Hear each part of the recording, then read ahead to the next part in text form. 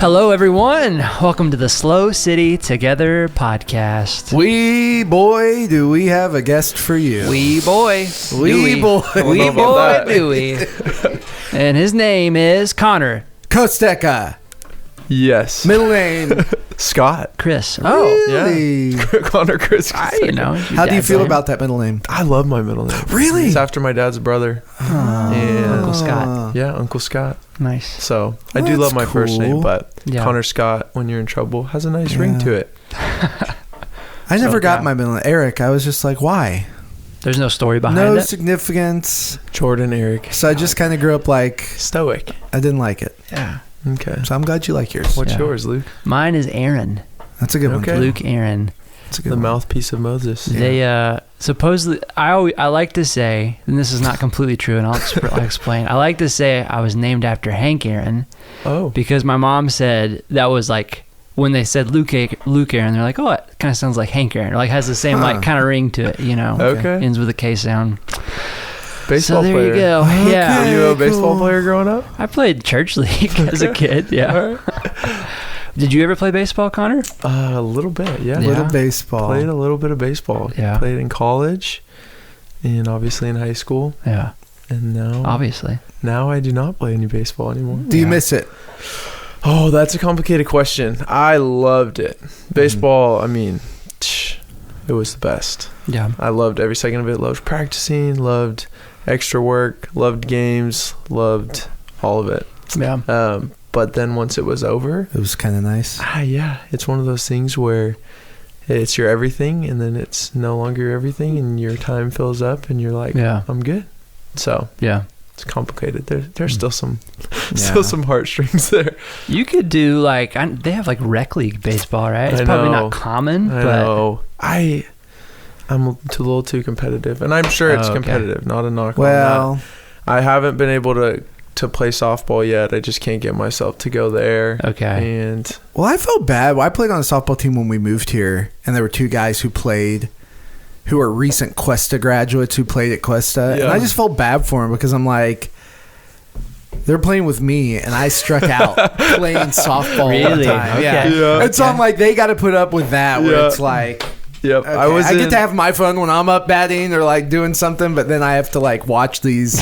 my only taste Idiots. of softball. I was in my sophomore after my college sophomore year. After season, my coach shipped me out to Boulder, Colorado for the summer to play. Okay. So I was playing in the Rocky Mountain Baseball League all summer, and my host family, they're the great, shout out the Wills. He played in a fast pitch softball league. One night we had an off day. He's like, "Hey, we're down a guy. I need Come you to play." play." Mhm. So I come play. The pitcher on the mound is like a 70-year-old guy, fast Nice. pitch, but it's not that fast. My first at bat, I hit a home run. Okay. I'm like, oh, this is awesome. So glad I came. Next at bat, like double. I'm feeling myself. I'm Yeah. like, this is my future.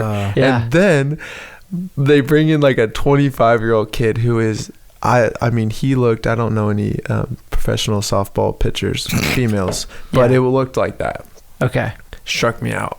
Swung and missed 3 times at a high underhand Really? fastball, and I was so How embarrassed. fast do you think it was coming in? I don't know, maybe like 50, but you're like, I don't know, 35, 40. close. Yeah, It's it's really way closer. it's So really close. when the old guy was throwing, I was like, oh, this is great. When he was throwing, it was blowing by me. Yeah. And I was humbled, and they loved Yeah. it. They're like, He "We was in got the this dugout guy." going like, please let Yeah. me go in. Yeah. Please got let this me try guy. to go I by got these it. guys. Exactly. Wow. So it was still underhand? It was Fast pitch? underhand, Okay, but it was gotcha. fast pitch. Wow. So it wasn't like fast pitch baseball, but Yeah. it was different. I'd never seen Fascinating. anything like it. Yeah. I played one year at my old church. We had a church league softball team. And I always made contact, but I never got a hit. I would just ground out Yeah, at first. that's my Never? Well, like I think the last 2 games I got a Okay. hit. But the nice thing was I wasn't playing with old guys, but older guys, and I was 23 at the time. And so if someone got on base and they didn't You're want the to pinch run, runner? I was like go-to pinch Yeah. runner. Are Just you like allowed to guy do with that? young knees. Can you steal bases? No, we can Okay. steal. Yeah. Right.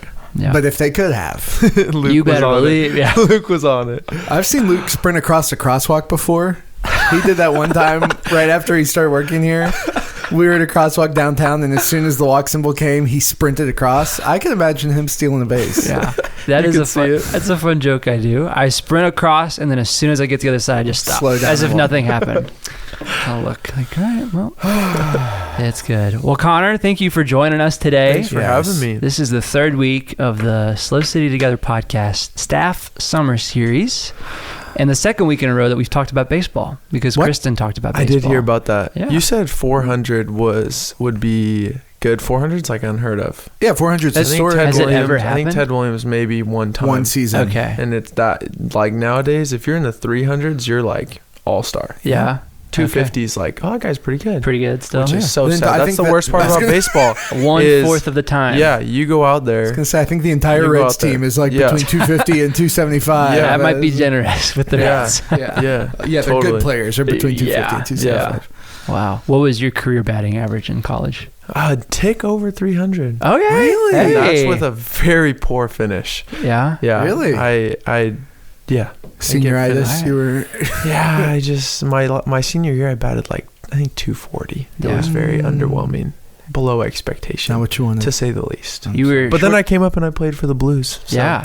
that was a great, finished off with the Yeah. Blues. That was the end. Great. Yeah, that was the end. Great Oh. taste of baseball to finish. Yeah. Fun fans. Yeah. Yeah. And then 4th of July firework games. And Mhm. I was like, this is fun. Great And fan then environment Yeah, here. totally. Yeah. I didn't know that was the end of your. That was, and I was thinking about going back for my 5th year because technically, Really? because of COVID, You had the even though I eligibility. played 4 years, I got to start Yeah. all 4 years.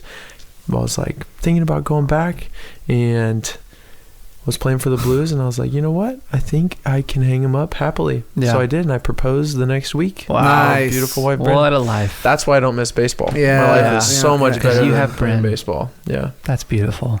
You played shortstop? Yeah. I played shortstop. Okay. Were you more? Would you say you were a more defensive or offensive player? Or it sounds like A you're pretty tricky well question. balanced. In high school, I 310. was far more offensive. Okay. But that's high school, hitting home runs, and I was okay defensively, good enough to play shortstop.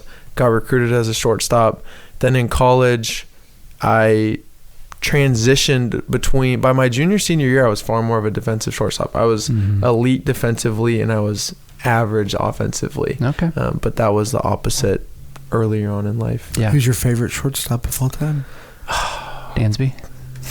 No, Wisconsin? not Dansby Swanson. I wouldn't have even got close to the list. I mean, you want to say a guy like Cal Ripken, you know, Yeah. he played, Yeah. never got injured. Yeah. and that I tried to be like him for sure. But there's guys Mhm. like Ozzie Smith. Oh, Cal Poly, Nowadays, right? yeah, Cal Poly guy. What? Yeah. Yeah, I isn't didn't that know crazy? that. Nowadays, I really like even though I'm a Padres fan, and I guess he doesn't play for the Dodgers anymore. But Corey Seager, left-handed hitter. I was a left-handed yeah. hitter. Oh yeah, Good I shortstop. like him too. Yeah. Yeah. Very cool. Well, Connor, you are more. We didn't have you on SLO City Baseball Podcast. Yeah, specifically to talk No, about I did baseball. You not. are more than a former baseball player. Yeah. Why don't However, you- hold on, one yeah. more baseball okay, yeah, question. Yeah. How excited would you have been excited, or would you have not been excited if at this point I pulled out packs of baseball cards and we opened them together? That's the best. I Every would be Christmas, excited. every there are birthday. podcasts that are based around Yeah. that. I should have done that. I used to collect like baseball, Vintage, basketball. yeah. Well, not Me too. necessarily vintage, just like packs. So Okay. whenever I got you. Yeah, did we that as had a well? little. My buddy and I had a binder Yeah. with our baseball team in it, and then we had a little field, and we would flick things off a trash can and Ooh. move players Oh, around and okay. trade. Yeah, That's fun. Baseball cards are the best. Yeah. I had a Caleb bunch of McNeil. Barry I miss Larkin. He them. was my favorite. Barry Larkin. Yep. I think I had the most. I'm really trying to get to what Yeah, we're let's get actually there. doing. Let's get but there. What's the Davy? I want to say his name was Davy Jones. I know that's a pirate. Little Davy Jones. That's the I don't squid know. pirate. Played for the going, Braves. Leslie? I had like 6 of his. Okay. Anyway, not important. Connor, you're more than a baseball player. Yes. Why don't you give us a little introduction to who you are, your Yeah. role here at SLO City, some Yeah. background on yourself. yeah. So a little bit about myself. Obviously, my name's Connor Scott Kostecka. We went Yeah. over that earlier. It's a review. Moved to San Luis Obispo after college in 2022. From where? From at that point from Biola University down Mhm. in Los Angeles. Grew up in Temecula. Nice. Before that, lived in Texas for a few years. Those were kind of my formative years. And here at SLO City, I jumped on the team back in February in an interim role. And technically my title is Next Gen Director. Nice. But you could just call it a youth pastor for middle school and high school. And I've been loving leading the kids, hanging out with my awesome volunteers. Yeah. It's been quite a treat to be on staff here. It's really fun. Yeah. And I've been loving it. That's awesome. So this is an interim position, part-time. Yeah. What else do you do? Yeah. In terms So of work? my average week, I basically, I'll say like this. I work for my parents. And my official title would be hotel operator or manager. We have 2 small boutique hotels that I manage and 1 boat rental business that I'm fully over and trying to grow. And so my weeks are full. I work on Monday through Friday in the hotels. I'm at one hotel 2 days a week, the other hotel 2 days a week, and the boats 1 day a week. And I'm here at church on Tuesdays and Sundays. And so hotel operator, Next Gen Director, husband, lover of Jesus. My wife and I have a home group on Wednesday nights. I'm trying to think of my week. Yeah. My week's Wednesday nights. Home we have group's a home popping. group. Home group's Yeah. popping. Popular. I see a lot of love between these 8 these newly families. married couples So cool. jumped on and when we launched home groups, and it's been super awesome. So that's weird. When I try to think about what I do, I'm like, how do I spend my time during the week? And that tells you a lot about where I'm at. Yeah. Very cool. Well, let's jump in. Let's hear some about like your story of faith then. Yeah. If you're up for sharing that. Yeah, totally.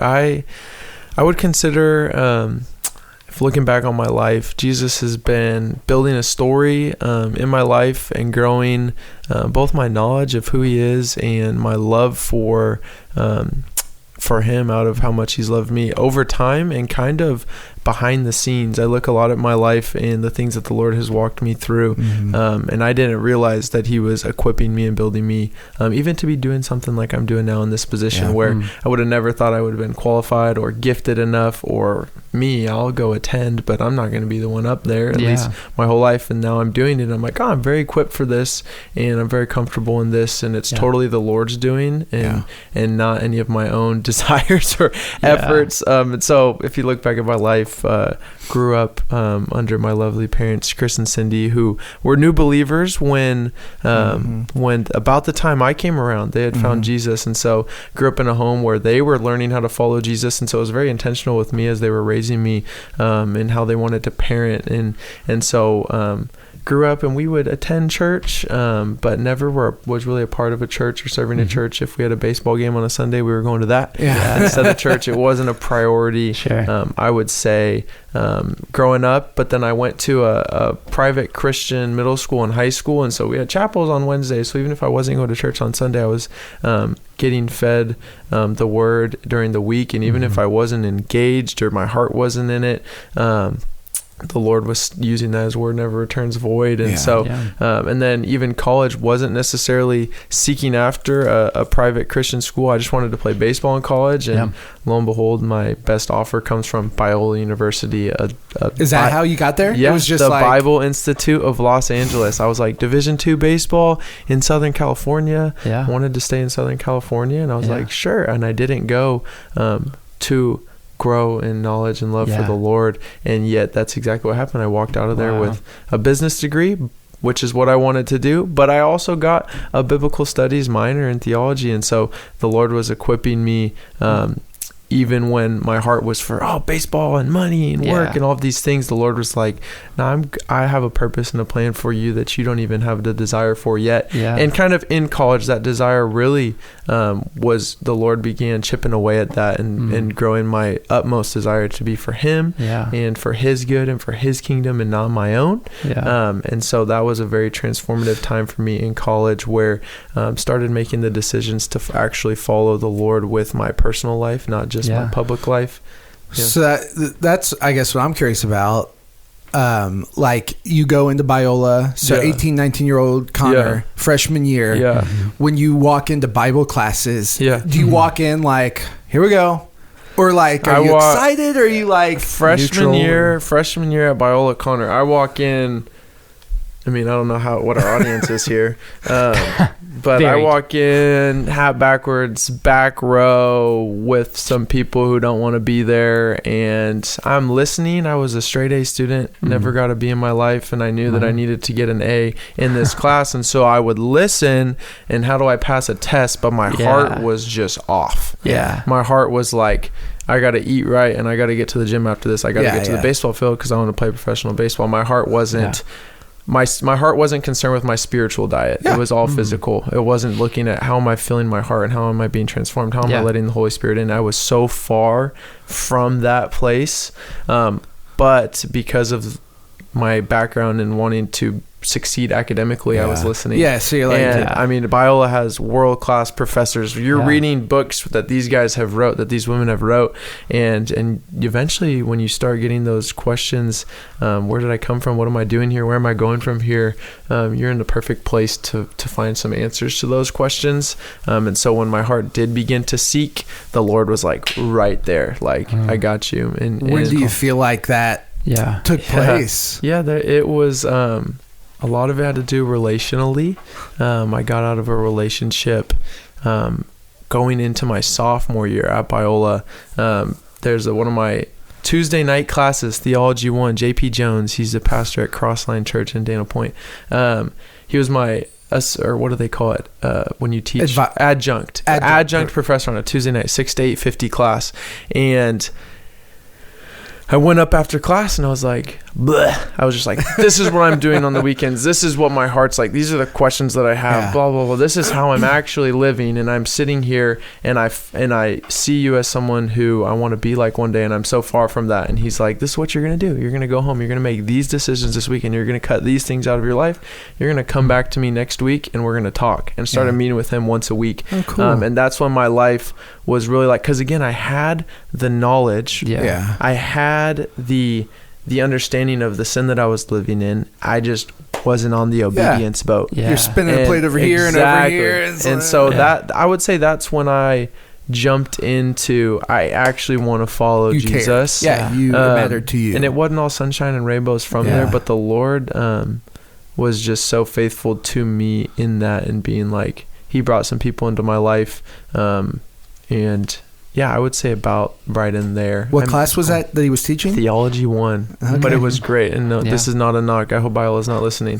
He was adjunct, so he wasn't a refresher. He would come in on Tuesday nights. He would preach the message that he was going to preach on Sunday in kind of a working through it thing, and kind of give the back end for what he was working through. That's cool. And then we would jump into like the syllabus and knock out what we needed to knock out and take a test we need to take tests. But it was like really cool for me to see his heart, and I got to know him really, really well through that semester. Nice. Yeah. So it kind of sounds like, and I don't mean this in a bad way, and you can correct this if this is untrue, it was almost this like practical like attraction to Jesus. It was like, all right, there's these things in my life that I feel stuck in. How do I get out of it? I'm not free. Chains. And then, well, okay, so putting these practices of who Jesus is, of his way, is like working. And like, I want to continue to grow in that. And then that like fosters a desire totally to know him more. Because I think I was sitting in the verse, you're saved by faith, not by works, so that no one can boast. But eventually, to build a witness that does any good in going and telling all the nations and to spreading the gospel, you have to have a witness, and that witness requires work to back it up, to build your life in a certain way. And so I started to believe these things to be true, and my life was so far from it. And I love that when you follow Jesus, Romans 12, you're renewed by the transforming of your mind, or transformed by the renewing of your mind. I loved the practicality of his, like, as I start to believe something, that Jesus doesn't just sit there and wait for us to get there. He's like, I'm going to come to you and I'm going to help you and I'm going to transform you from the inside out. And there's this growth track to it that for me was really exciting and was freeing. I found freedom and I found joy and I found accountability in relationships and so much more than anything I had before. That's so cool. And that was also when you met Bryn? So the timing on Bryn was awesome. I met Bryn a couple months into junior year. So I had about a year there where I was beginning. Was she a Biola student? She was a Biola student. Okay. Yeah, she was on the soccer team. She's a nursing major. That's right. I knew who she was. She had no idea who I was. Baseball stardom. Beautiful. Didn't transfer at Biola. No. It didn't work. Okay. Yeah, she caught my eye, and I had never introduced myself until junior year. And Wow. we hit it off. The timing was from the Lord, for sure. Nice. For sure. How long did y'all date before you got married? We dated a year and 10 months. Wow. And then we got engaged. And okay. then we were engaged for just under a year. Cool. So Nice. it ended up being, what is that? Little over 2.5 years from dating to Nice. marriage, just under 3 years. Yeah. All right. Cool. Yeah. That's awesome. Wow. What, I'm trying to think. I have 2 questions that I want to go Yeah. to. What, but maybe we'll just get to one and that's okay. What, Just ask the question, Luke. no, I want to say more about the questions I could ask. What does faith look like for you, like today? Like what, what does it look like to keep growing in Christ, or what is it? You could even answer, this is kind of the second question. What is like the thing that keeps you coming back to Jesus and who he is? Yeah. I'm going to answer the first part of that question, and then I'll get to the second part.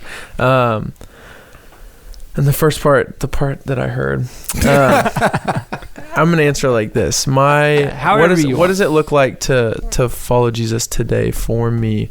I'll say it like this. My time is the Lord's. And so in following Jesus, I want to make the best use of the time, because the days are evil. And I want to faithfully follow Jesus in that time. And so I've wasted so much time of my life for myself, or just in the vacuum of whatever it is, social media or thoughtlessness. I've been so nearsighted that I'm blind, as 2 Peter says. And so in faithfully following Jesus now, I want to make the best use of the time. And so even on my commute to work, it's like I got advice from a guy named Jeff Harper, owns a big company, and he follows Jesus, has an awesome family. And I asked him, I said, how do you do it all? And he's like, man, and at some point in the conversation, he's like, I have a 30-minute commute to work. And I was like, oh, that sucks. He's like, dude, that commute has changed my life. Yeah. He's like, because in the 30 minutes from home to work, I'm able to get in the Word. I'm able to pray. I'm able to set my life and my day on the right foundation. I'm walking into work on fire for the Lord, in step with the Spirit, and I have eyes and ears for the lost, and I'm able to, and then I leave work and I have 30 minutes to transition and to get ready to walk in that door and to love my wife and to love my kids and to lead well. And so I have a 20-minute commute, and I use that commute to have my heart transformed by the Lord. And even that's a very zoomed in. On a zoomed out, how am I following the Lord? I think Brennan and I have made the choice of kind of buying into that our time's not our own, that we're going to say yes to what the Lord's put in front of us. And it's put some pretty awesome things in our path even recently.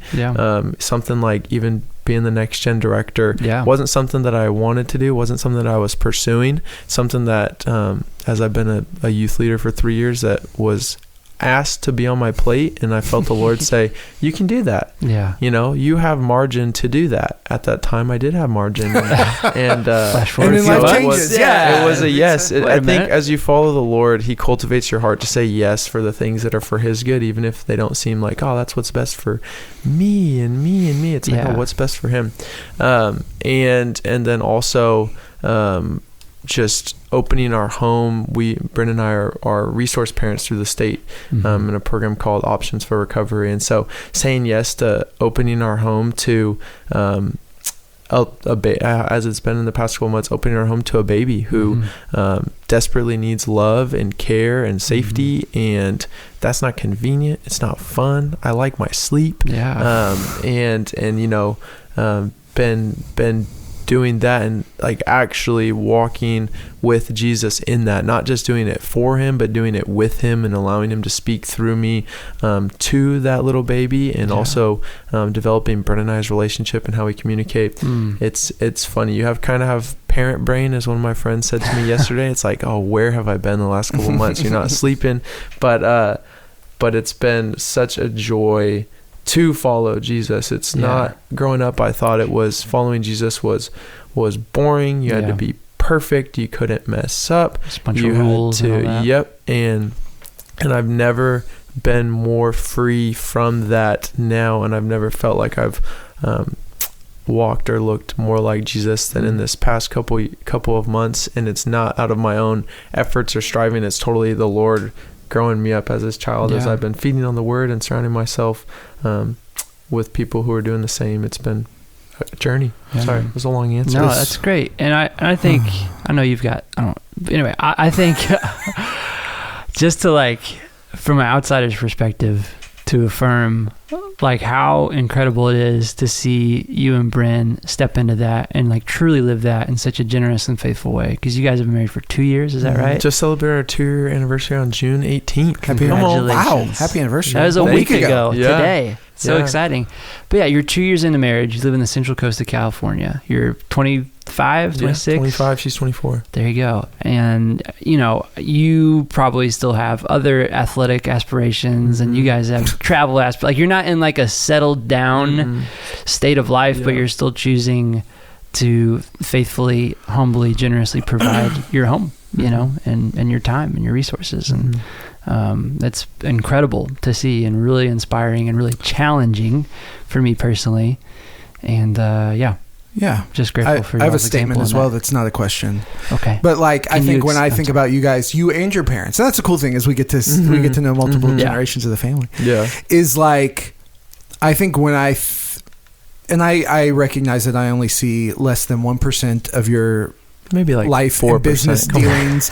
But like, when I think of people who do things the right way, I think of you guys. Like, I have zero doubt that the way you guys treat employees is like a way to show people Jesus. Like, and that's not normal. You know, that's not what you have to do when when there's a bottom line involved. And so like, I think that's really cool to see, is like just being around the people you guys work with, that it's not a master and servant mentality. It's like total family teamwork. We love you. We care about you. But then also the way that you guys are generous with that, with what you have, is really cool. You know, like I've benefited from your generosity of like, you guys are never closed fisted and like, no, we got to keep this all. It's like you are always thinking about other people, and that's really cool. And you know, it's scary when because like I met your parents before you. I had coffee with them, and I remember it to this day at Sally Lou's, and I'm like, these are cool people. These are really special people.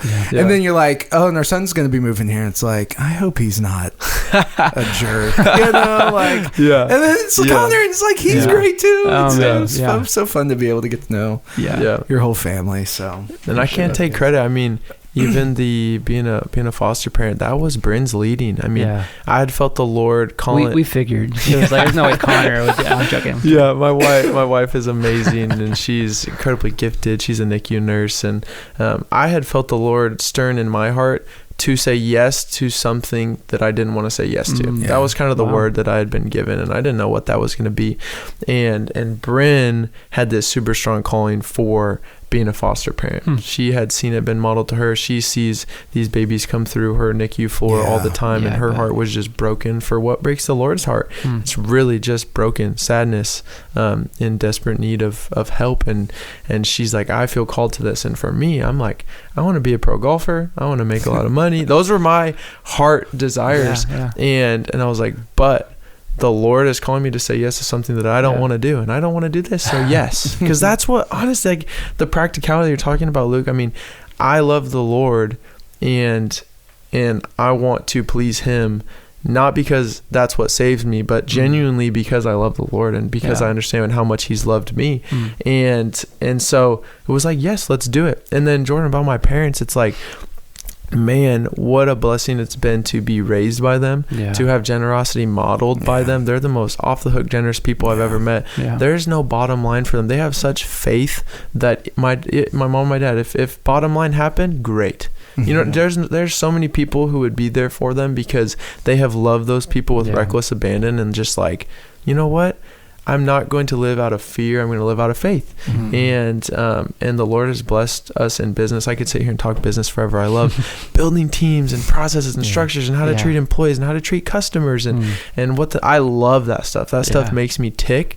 But not doing it for myself, so I can, Brent always says, so I can grow up and retire and collect seashells. Like, that's not the life that I want. I want to live for Jesus and for his kingdom. And I want to live out of a lack, and I want to live just open-handedly. And it's so much better that way, than rather than suck the life out of these 70 to 80 years, if we're lucky, for my good. I want to live every day for the Lord. And it's been modeled to me by my parents.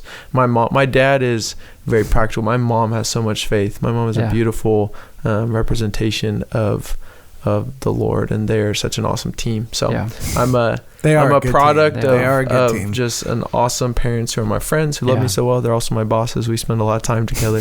And then honestly, I found an amazing wife who I did not deserve at that time. Amen, and I still don't deserve. I'm in the same boat. She is pure gold, and I literally can say that just... As someone I can talk about her all day. Well, as someone who's also married to a nurse, like there's something about like that. She's like, wow. I just watch my wife and I'm like, wow. Yeah. You really are doing something. Like, wow. Yeah. Totally. You're so cool. That's an interesting connection, because I'm dating a soon-to-be nurse. Come on. We're all three in here. Come on. And Abby is pure gold as well. She's a friend of yours. She's a friend of mine. Yeah. Close friend. What are you saying? That's what you said when you baptized her. This is my friend Abby. No, it is not. I challenge you. No. I challenge you. Rewrite the tape. Yeah, you want to put something on the line here? Are we allowed to do that? Are we allowed to not bet? like, I didn't mean money, but buy like my lunch. Yeah. Okay. If I said I'm that, not I'll buy going your lunch lunch. today. Okay, then never mind. Connor, thank you so much for being on here. What a stark turn. Seriously, it has been so fun talking with you, getting to hear your heart, and just to affirm like what you shared just at the end is so evident in who you and who Bryn is as well, who you guys both are as a couple and as individuals, and grateful for your friendship and that you guys are serving at SLO City and just serving in the community as well. So cool to see. So heck yeah. Go rent a boat from Connor. Yep. Take it out on Morro Bay or a hotel room. Jordan stayed there for his anniversary. It was great. Yesterday, I'm going to say this on the podcast. I've said this. I don't know if you were here. Well, yes, I will. Their hotels are fabulous. Anderson Inn and Estero Bay. Estero Inn. Yeah.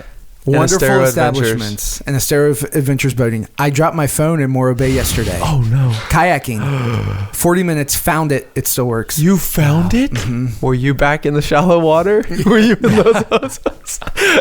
Wow! Congratulations. So, that's incredible. You would enjoy that. That's incredible. Hey, if your kids if you're a parent and you have a student, send them to youth group. Come on. There you go. We'll love on them well. What time? When? Where? Middle school 6 to 7. High school 7:15 to 8:30. Come on, Sunday nights. Every Sunday. Be there. Love it. Matt Allman, guest speaker for this Sunday, is coming in, 9:15, 10:45 a.m. Youth Sunday night as well. So a lot to look forward to, lots of ways to still be involved, and we hope to see you soon. All right. Peace.